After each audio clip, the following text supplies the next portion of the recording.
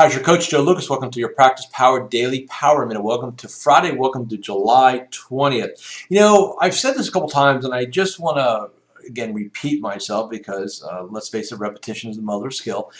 I often get asked how often do you follow up on a prospect, or you know, when do you kind of call it a day? And I've always said, and this is my core philosophy, unless they tell you to go drop dead, never bother them.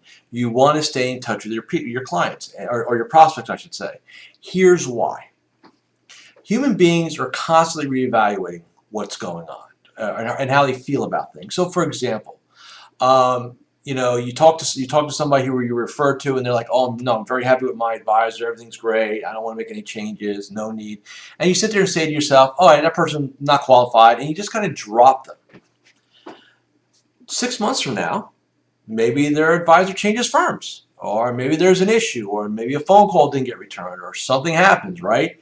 We like to sit there, we like to sit and say, well, you know, that person's going to remember that I spoke to them 6 months ago and called them and things like that. And the reality is that's not what happens. You know, human beings are lazy. So if somebody's allowing you to communicate with them, what you want to be able to do is minimum put them on your newsletter list, put them on your invitation list for your events, and you better be doing client events on a regular basis, right? And I would say to you, depending on how you feel about, you know, that interaction, maybe a 90-day call cycle or a 180-day call cycle. I probably wouldn't go longer than that. And when I say call cycle, you could also send them an email. Hey, how are you doing? Just want to check in. Are you still satisfied?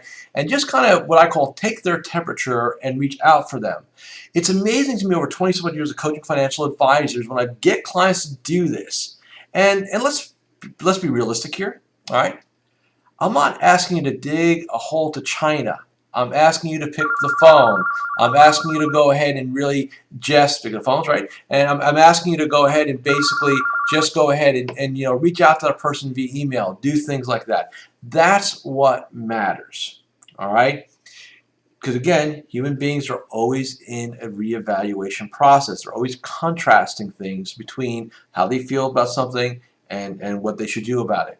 And they're also lazy, so they're not going to pick up the phone and call you unless they really, really are in some level of pain. All right? So I want you to think about that. Enjoy today's brain food. Have a great weekend, and I'll see you on Monday.